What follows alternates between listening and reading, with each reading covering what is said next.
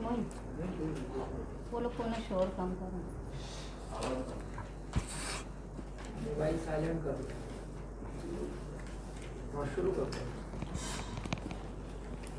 आज की ये प्रेस कॉन्फ्रेंस इसलिए बुलाई गई है कि पिछले महीने 12 नवंबर को आप सल्लल्लाहु अलैहि वसल्लम की शान में गुस्ताखी के मामले को लेकर रज़ा एकेडमी और दूसरी तंजीमों ने जो प्रोग्राम ऑर्गेनाइज़ किया था मालेगांव बंद का,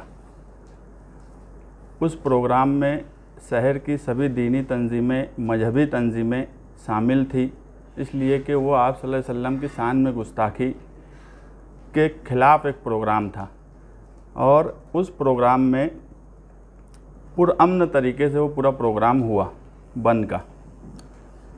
उसके बाद जो तशद्दुद हुआ उससे ना ऑर्गेनाइज़र का कोई लेना देना था, ना ही जो लोग हिमायत दिए थे उन लोगों का कोई ताल्लुक़ था उस बात को लेकर। हुआ ऐसा कि बंद कामयाब था। और आप लोग एक बात ध्यान में रखो कि उस बंद में अगर कोई प्री प्लान होता या जुलूस निकालने का कोई प्रोग्राम होता तो जनता दल के कारपोरेटर्स, जनता दल के दूसरे ओहदेदारान सभी लोग उसमें शामिल होते। उस वक्त इंतज़ामिया ने ये बोला था कि यार पुलिस डिपार्टमेंट से बातचीत की हुई है, उन्होंने कहा है कि 25-30 लोग आके निवेदन देंगे और 25-30 लोग ही निवेदन के लिए गए। मगर जब वहाँ पहुँचे शहीदों की यादगार के पास, अशोक स्तंभ के पास, तो वहाँ गर्दी हो गई अपने आप। और इंतज़ामिया जो ऑर्गेनाइज़ किया था, ये लोग निवेदन देने गए। निवेदन दे के आने के बाद जब गर्दी होने लगी तो प्रोग्राम को ख़त्म कर देने की बात हुई और उसी वक्त प्रोग्राम वहाँ ख़त्म कर दिया गया। प्रोग्राम ख़त्म होने के बाद वहाँ दुआ हुई और सब लोगों को कहा गया कि अपने अपने घर जाएं और अपनी अपनी दुकानें खोल लें। उस वक्त तक कोई भी तशद्दुद का वाक़या नहीं हुआ था। उसके बाद जब सब लोग चले गए और आईजी साहब जो है उन्होंने भी जो उनका पहला बयान आया उसमें उन्होंने ये कहा कि यार जो ऑर्गेनाइज़र थे उन्होंने निवेदन दिया और उसके बाद वो अपने अपने घरों पर चले गए और यही सच्ची बात थी। उस प्रोग्राम के हो जाने के बाद मेरा पहले से ही एक प्रोग्राम तय था।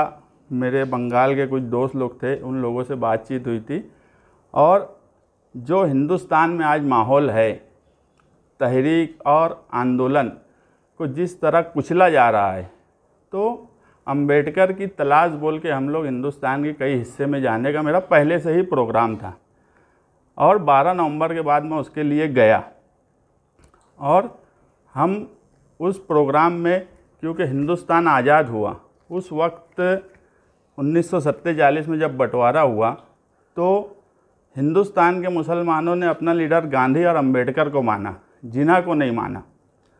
और गांधी और अंबेडकर का अपना एक नज़रिया था।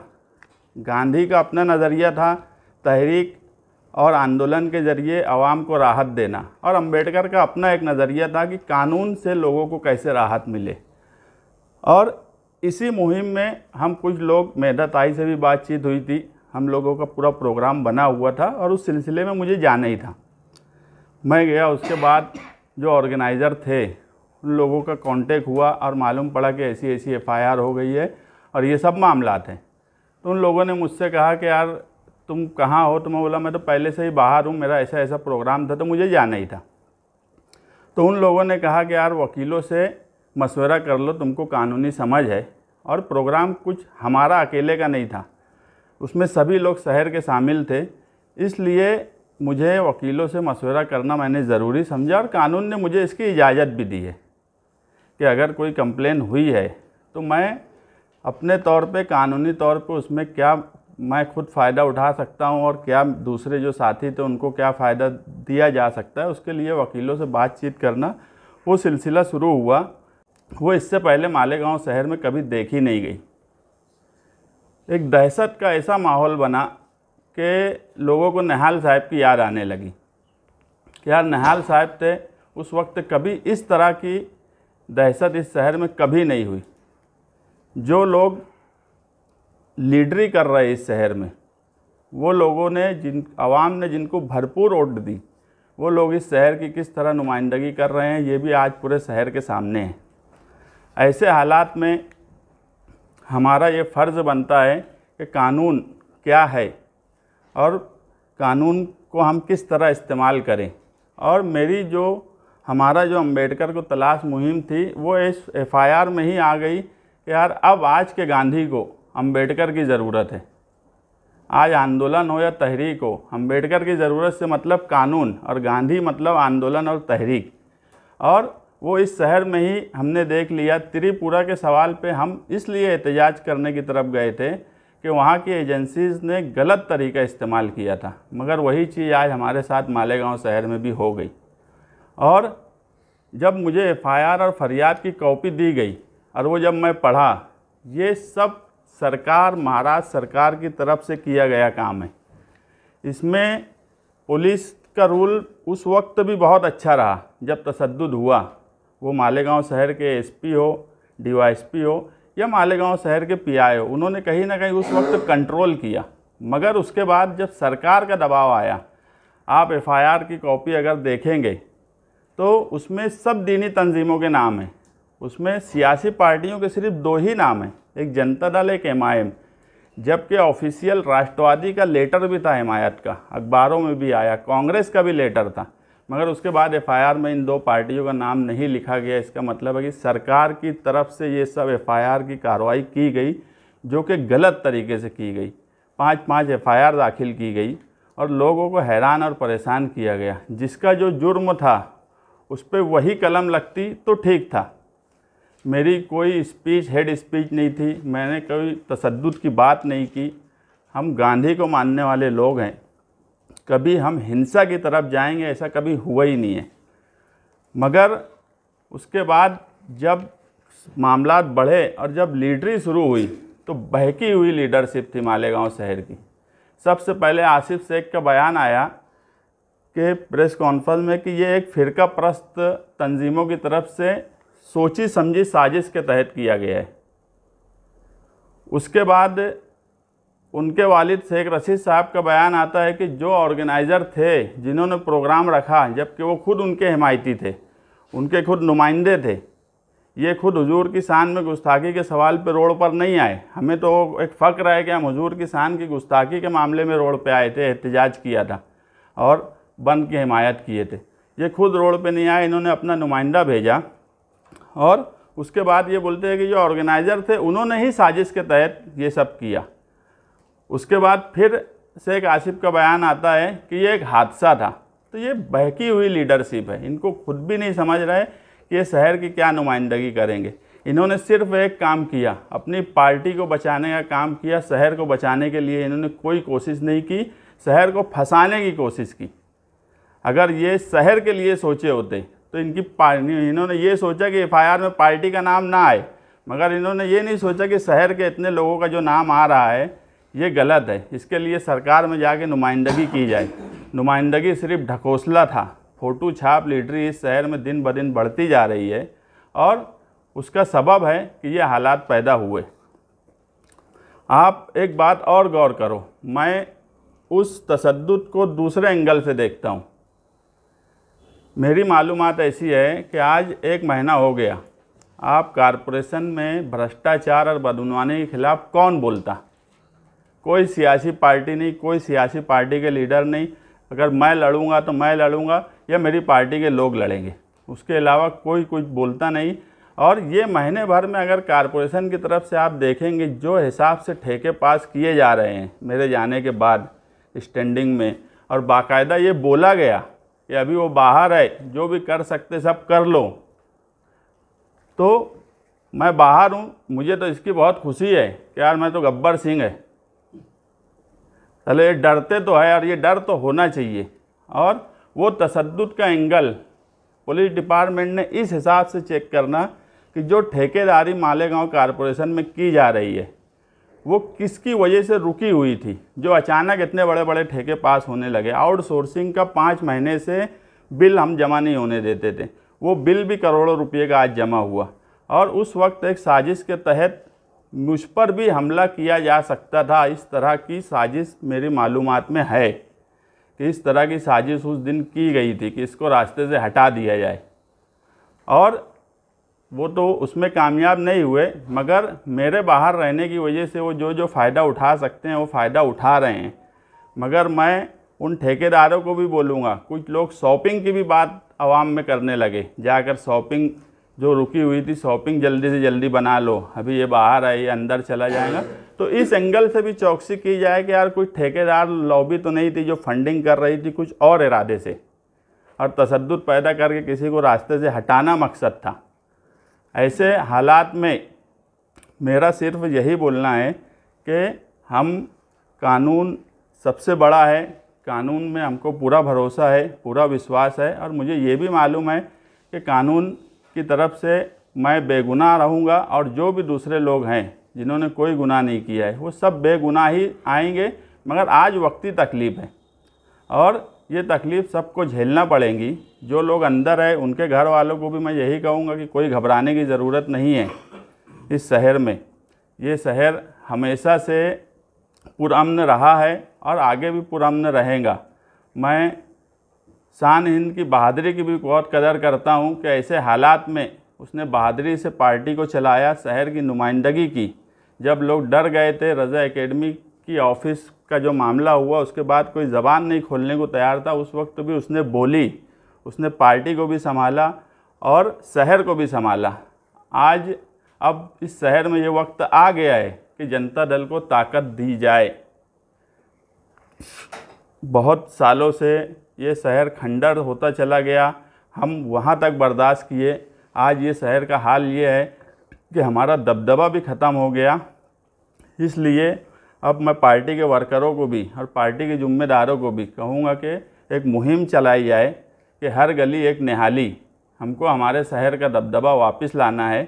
उसके लिए आज आवाम को अब जनता दल की तरफ देखना चाहिए, और जनता दल जो है जिस हिसाब से उभर रही है उसमें हमारे मुखालिफ क्या, हमारे अपने पराये सब चाहते हैं कि जनता दल को दबा दिया जाए, और ये बात इस शहर के लिए नुकसानदेह होंगी।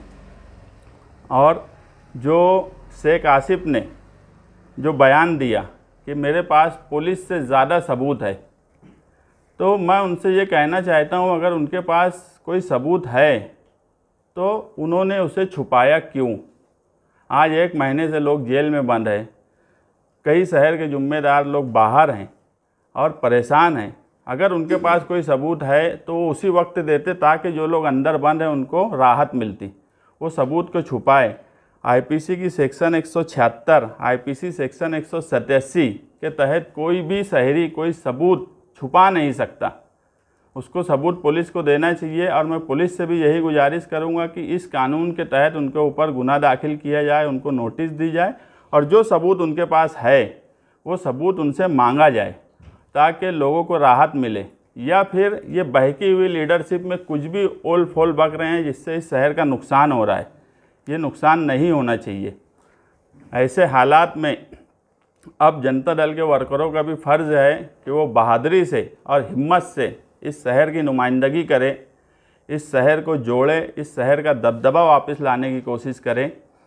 नहीं तो हम इस शहर में आगे चलकर कोई तहरीक के आवाम के मुफाद में कोई आंदोलन भी खड़ा नहीं कर पाएंगे अगर हमारा दबदबा वापस नहीं आया तो। मैं जो लोग ये बोलते थे कि ये बाहर है वो बाहर है, मैं तो प्रेस कॉन्फ्रेंस लेने के बाद मैं खुद अरेस्ट हो जाने वाला हूँ। और अगर किसी को ये लगता है कि जो लोग बंद है इसलिए 16 तारीख को आर्गूमेंट है, उससे पहले मैं जमा हो रहा हूँ। मैं चाहता तो 16 के आर्गूमेंट के बाद बेल होती है कि नहीं होती है उसके बाद भी मैं मेरा फ़ैसला कर सकता था। मगर कुछ लोगों का ऐसा बोलना है कि यार जो लोग बाहर हैं उनकी वजह से अगर तकलीफ़ हो रही है तो मैं उनकी तकलीफ़ ना हो, इसलिए मैं अपने आप को कानून के हवाले कर रहा हूँ। मगर जो लोग जो राष्ट्रवादी के कारगुजार सदर हैं, जो राष्ट्रवादी के युवा के सदर हैं, उन लोगों ने आज तक क्या किया? हमारा जनता दल की तरफ से सिर्फ मैं था, अर्जुन मेरे साथ रहता था, आफ्ताब आलम, इसलिए वो आया। कोई हमारा जुलूस का प्रोग्राम होता तो सारे कारपोरेटर, ओहदेदारान सभी लोग शामिल होते। तो जिन लोगों ने ये राष्ट्रवादी की तरफ से, राष्ट्रवादी की सरकार है, राष्ट्रवादी के ओहदेदारान फरार है, हमारा कोई दूसरा ओहदेदार नहीं है जो फरार है, तो उन लोगों को पुलिस के हवाले करना चाहिए, ना कि दूसरों पे तनकीद करना चाहिए। और जो ऑर्गेनाइज़र है उन लोगों के ऊपर तनकीद करके शहर को फसादी बनाने की कोशिश शेख रशीद साहब ने की। मैं तो हैरान है कि शहर का इतना बड़ा सीनियर लीडर अब जो है क्या चाहते हैं, वो मालेगांव शहर से मुझे अब लगता है ओट उठ की उनकी कोई ख्वाहिश नहीं है, वो सिर्फ रुपया पैसा कमाना उनका मकसद, और वो ये समझ लिया है ये आखिरी टर्म है उनका, इसके बाद कुछ हासिल अवामी तौर पे नहीं होगा। तो रुपया पैसा कमाने की कोशिश है और बड़ी बड़ी ठेकेदारी और गलत तरीके से ठेकेदारी की जा रही है, गलत तरीके से कामकाज किया जा रहा है, और ये सब चीज़ें जो है ये इस शहर को नुकसान भरपूर दे रही है, और ये आप पूरा शहर भी समझ रहा होगा। वो भी तो जाके मिले, उन्होंने भी निवेदन किए, तो क्या बहकी हुई लीडरशिप में इसलिए बोले कि बयान अलग अलग आए। एक बयान आता है कि कोई फिरका परस्त तंजीमों की तरफ से किया गया काम है, फिर बयान एक दूसरा आता है कि यार जो ऑर्गेनाइज़र थे उन्होंने ही एक साजिश के तहत ऐसा सब किया, फिर बयान आता है कि ये हादसा है। तो एक बयान पे कौन लीडर नहीं टिका है ये शहर के सामने, इसलिए मैं बोला कि ये बहकी हुई लीडरशिप है। और हाई कोर्ट कब जाना है, सुप्रीम कोर्ट कब जाना है और कहाँ कब जाना है, ये हमसे ज़्यादा क्या समझता क्या। इनको अक्ल नहीं है, इनको समझता कुछ नहीं। इसके बाद ये कोई भी बात बोलते, अगर हाई कोर्ट से राहत मिलने की बात होती तो मैं अभी तक जा चुका होता इस शहर के लिए, मगर जो हालात हैं वो कानून का सामना हमको यहाँ सेशन कोर्ट में करना पड़ेगा, पुलिस के पास जाके उनकी इंक्वायरी का सामना हमको करना पड़ेगा। उसके बगैर हाँ, जब यहाँ से हमको कोई राहत नहीं मिलेगी तो फिर हम क्या हाई कोर्ट के, हम सुप्रीम कोर्ट तक भी जाएंगे। इस मामले को, इस एफआईआर को हम ऐसे छोड़ देंगे ऐसा नहीं है, ये हमारे ऊपर जुल्म है, हम पर जुल्म हो रहा है और ये पूरा शहर देख रहा है। और जुल्म भी किस लिए, हुजूर सल्लल्लाहु अलैहि वसल्लम की शान में गुस्ताखी हुई थी, उसके तौर पे बंद किए, तो उसका हमको उसके लिए सज़ा मिल रही है। तो हमारे लिए कोई बात नहीं है, तो फ़ख्र की बात है। हम कोई भगोना चोरी करके जेल नहीं जा रहे, हम कोई ताखा चोरी करके जेल नहीं जा रहे, हम कोई गुंडागर्दी करके जेल नहीं जा रहे। हम आवाम के लिए, आवाम की रहनुमाई के लिए अगर हमको जेल जाना पड़ रहा है और वो भी हुजूर सल्लल्लाहु अलैहि वसल्लम की शान में गुस्ताखी हुई थी उसके लिए जेल जाना पड़ रहा है, तो कोई बड़ी बात नहीं है। जो लोग बोलते कि फरार है और ये है, मैं भी हज़ार खुली में रहा हूँ, कब पीछे के दरवाजे से कौन भागा है ये भी मुझे मालूम है। और जेल से छूट के आने के बाद इस शहर में नुमाइंदगी किस तरह की गई, किसने नुमाइंदगी की और किसने मुखबरी की, ये भी शहर के सामने मैं लाऊंगा। ये शहर यहाँ इस वक्त ये भी हुआ कि एक दूसरे की मुखबरी की गई और मुखबरी भी लीडरों की तरफ से की गई, और वो सब बातें हमको मालूम है। मैं जेल से आने के बाद बोलूँगा किस नुमाइंदगी ने मुखबरी की है जाकर पुलिस के पास, और लोगों के नाम बताने की कोशिश की गई। जब शहर को संभालने का सवाल था तो ये पार्टी का आदमी है, वो पार्टी का आदमी है, ये है, वो है, इस तरह से बात की जा रही थी, वीडियोस भेजे जा रहे थे लीडरों की तरफ से। वो सारी मालूमात हमको है, मगर मैं वो सब जेल से आने के बाद बताऊँगा। बंद के जो मुंतजमीन अभी गायब है या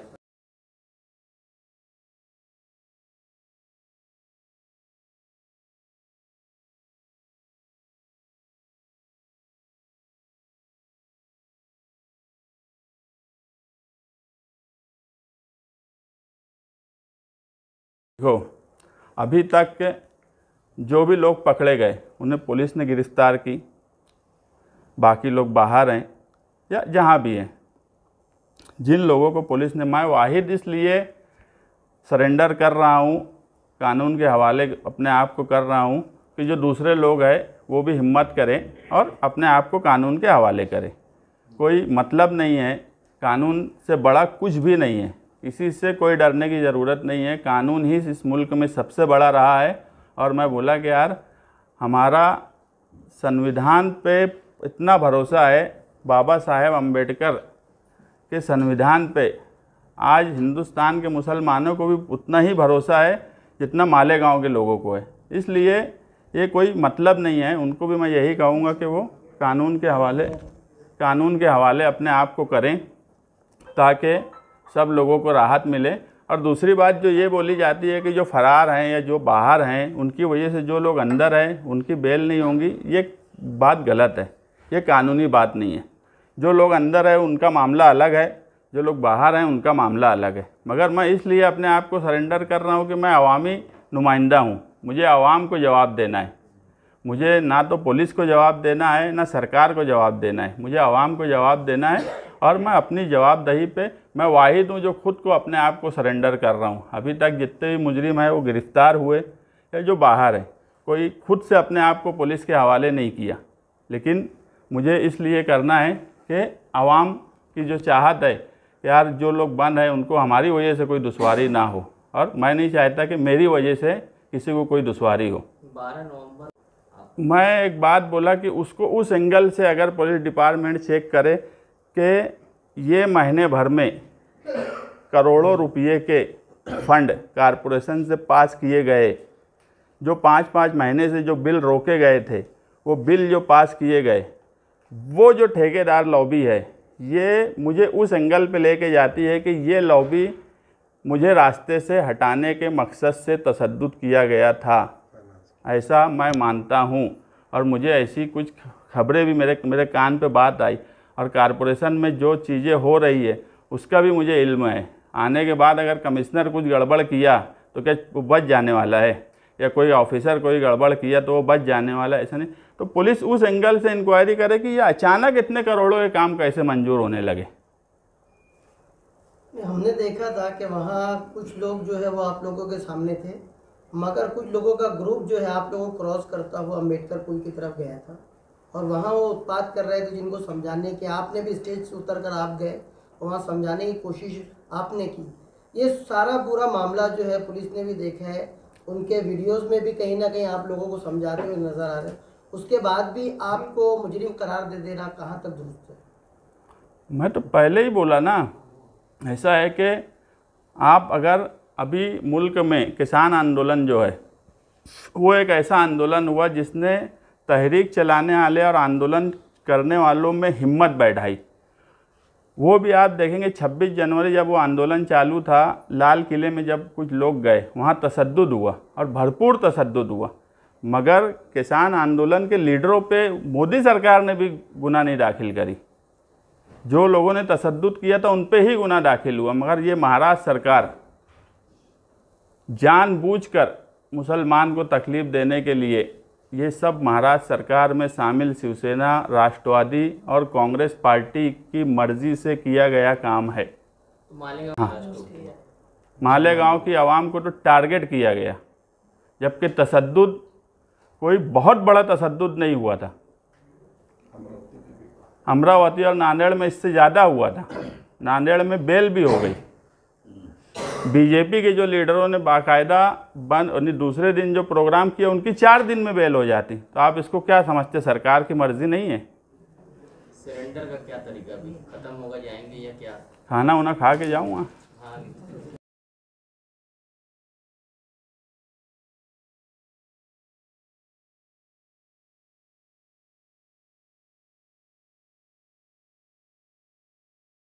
और यहाँ के जो अध्यक्ष हैं, जो अभी बहुत कम मिली हमदर्दी बता रहे, उन्होंने मजम्मत की नवाब मलिक की। इसको मजम्मत नहीं करना, इसका मतलब ये है कि वो भी मानते हैं।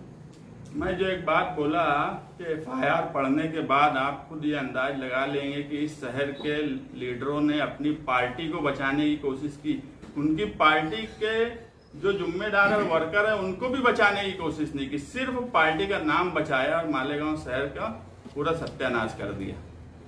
क्या ऐसा लगता नहीं है कि अगर मुस्तकीम डिग्निटी शाहरुख खान के बेटे होते तो शायद नवाब मलिक को ज्यादा इंटरेस्ट लिए गए होते, या ये मामला कहीं चरस गांजा कोकीन से जुड़ा होता तो जो हाँ बिल्कुल। और जिस वक्त तशद्दुद हो रहा था, इन लीडरों ने किन ठेकेदारों से क्या बात की, और सब लीडरों की, मेरी भी करें, जितने मालेगांव शहर के लीडर ने सबकी फ़ोन डिटेल पुलिस इंक्वायरी करे और 2 दिन पहले की सब रिपोर्ट ले कि किसने किससे बात किया, किसने किस ठेकेदार से बात किया और क्या बातचीत हुई।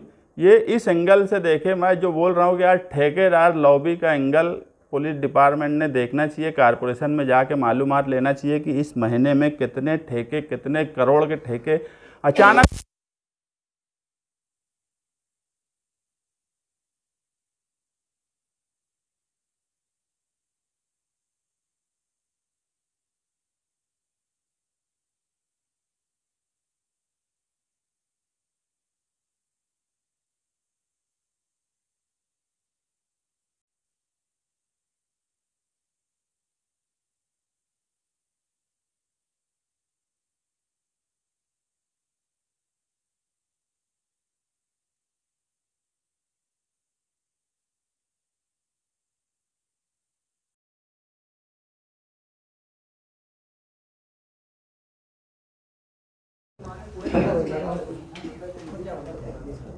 12 नवंबर की जो बात है, इसी में शुक्रिया भी अदा कर के जो मामला हमारे शहर में हुआ है, हुजूर की शान में गुस्ताखी के लिए सारे लोग यहाँ पे लीडरान हो के मिली तंजीम हो के जो अदारे हो, पूरा शहर ने ऐसा बंद कभी नहीं हुआ। निहाल साहब के टाइम में कभी बंद हुआ था और उसके बाद में अभी हुआ बंद। ये पूरी प्लानिंग करके किया गया था।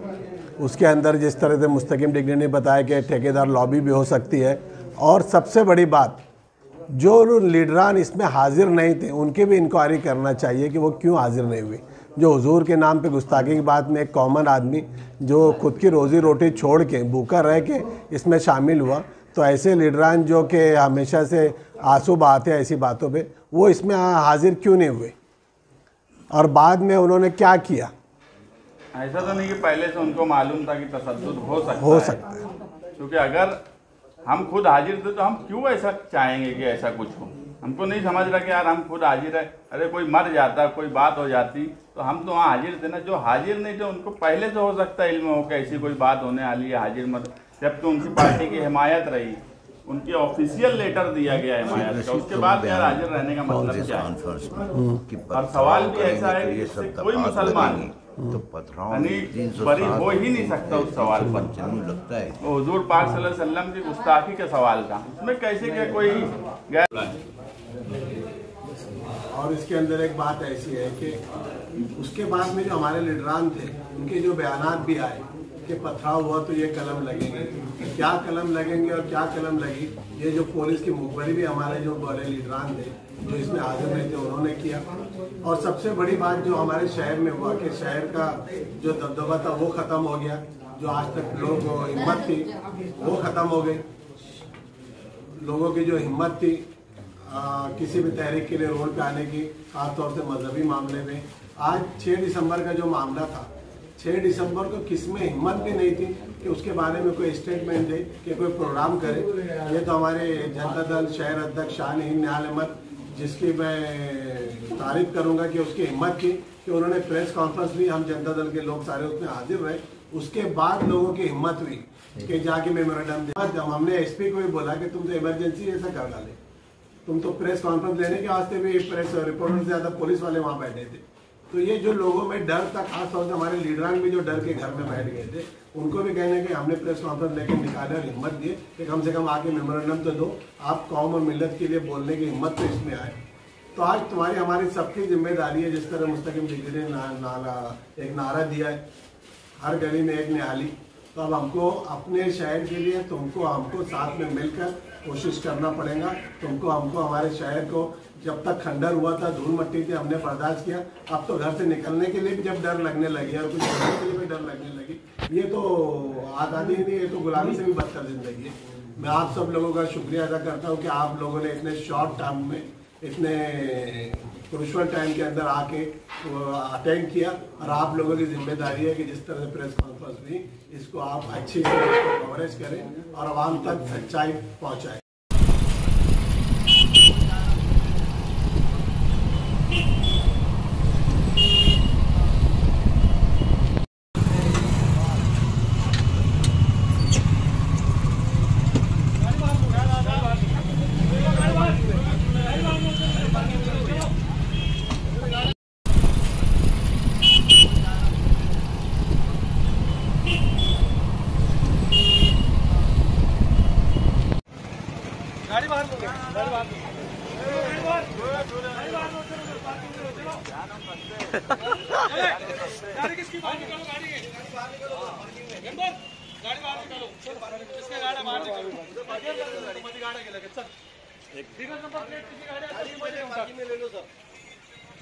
बिगर नंबर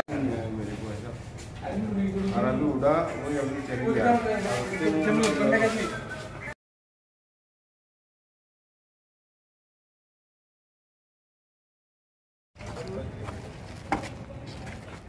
वो भी 1 से 3 करें, 1 से 3 करें।